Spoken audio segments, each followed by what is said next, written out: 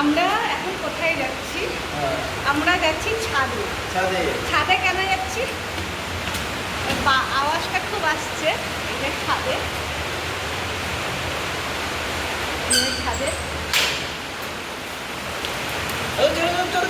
আমি যাবো না, আমি যাবো না, না তুই যা, না না তুই পরিষ্কার করে দিবি, যেখানে যা নোংরা আছে পরিষ্কার করে দিবি।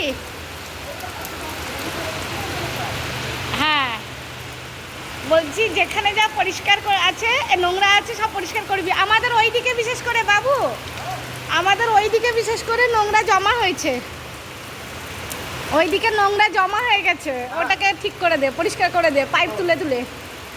হ্যাঁ পাইপ তুলে তুলে পরিষ্কার করে দে।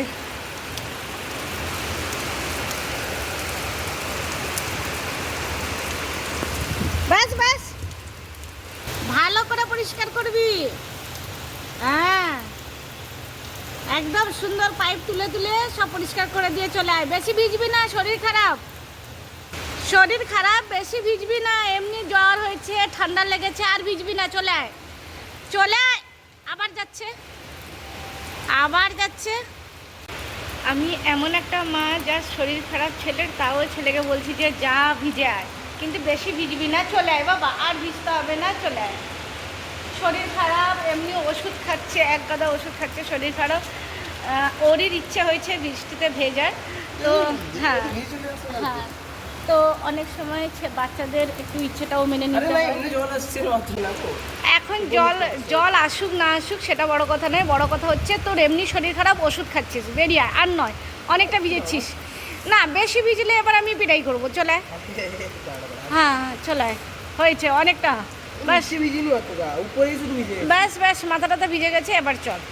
পুরো মোটামুটি মোটামুটি ভিজেছিস, বেশি ভেজার দরকার নেই।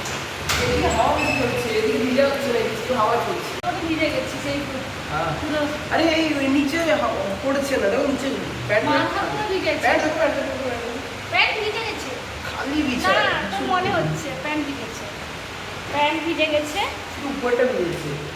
আর মোটামুটি একটু বৃষ্টিতে তার ইচ্ছে হয়েছিল ভেজে, তাই আমি না বললাম না। চারিদিকে একদম অন্ধকার হয়ে আছে, দেখ কেমন। আর আমরা আসলে খেতে বসছিলাম, ভাত খেতে বসছিলাম, দিয়ে উঠে গেছি।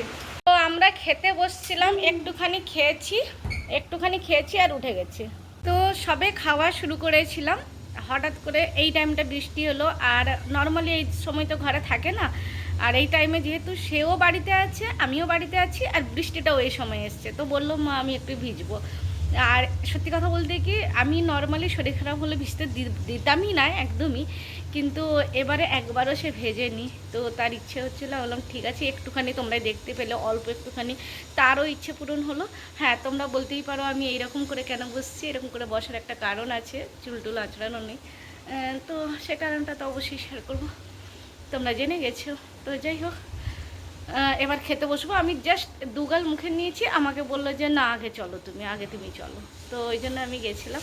আমাকে কেমন লাগছে না, এরকম থাকবে এখন, মাথা চড়ানো হবে না এখন, অনেক দিনই মাথা চড়ানো হবে না, তো প্রায় অনেক দিন মাথা চড়ানো হবে না, তো এই জন্য এরকমভাবে আছি। আর আমার তো এখন স্কুল যাওয়া বন্ধ, তো ওই জন্য স্কুলও যাওয়া নেই, এই পুরো টাইমটা বাড়িতে কাজকর্ম আছে, কিন্তু একটা স্কুল থাকলে যেমন একটা কাজের মধ্যে ব্যস্ত থাকি, সেই কাজটা নেই। দুটো স্কুলেই যাওয়া বন্ধ, মানে আমি যেহেতু দুটো স্কুলে যাই, তোমরা অনেকেই জানো, তো আমার দুটো স্কুলেই যাওয়া বন্ধ। কেন বন্ধ সেটা তো তোমরা সবই জানতে পারবে। তো ঠিক আছে চলো টাটা, খেয়ে নিই, অনেক দেরি হয়ে গেছে, 3টে বেজে গেছে, অনেকটা দেরি হয়ে গেছে, চলো এবার খেয়ে নিই। না আমার শরীর খারাপ নয়, কিন্তু আজকে আমি মোটামুটি ভালো আছি, দেখে হয়তো মুখটা দেখে মনে হচ্ছে শরীর খারাপ, কিন্তু না, চলো টাটা।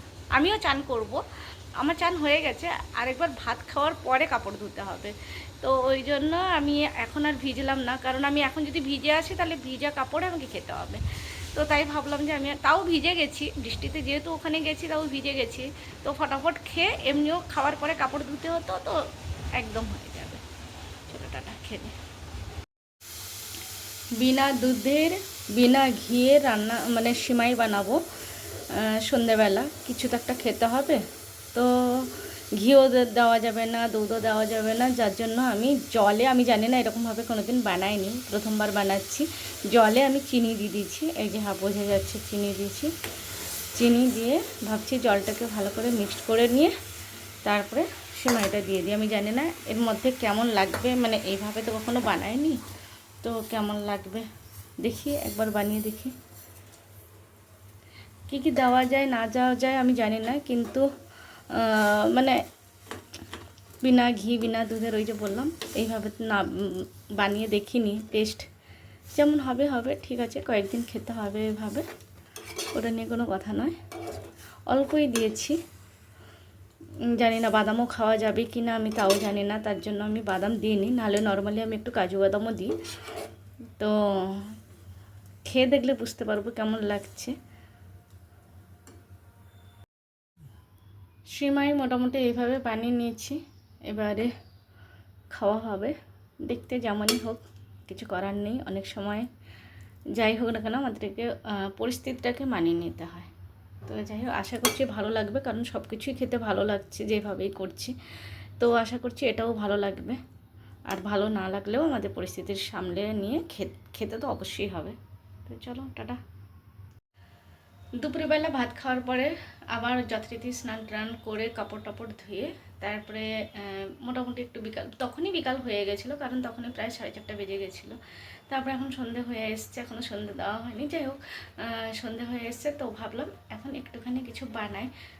তো ওই জন্য ওইভাবে সিমাই বানাতে এসেছি, প্রথমবার এইভাবে সিমাই বানাচ্ছি, জানি না কেমন লাগবে। তো যাই হোক, কী জন্য এরকম সব কিছু হচ্ছে সেটা তো তোমাদের সাথে শেয়ার করব, কিন্তু এখন সিমাইটা বানিয়ে খাওয়া হয়ে যাক।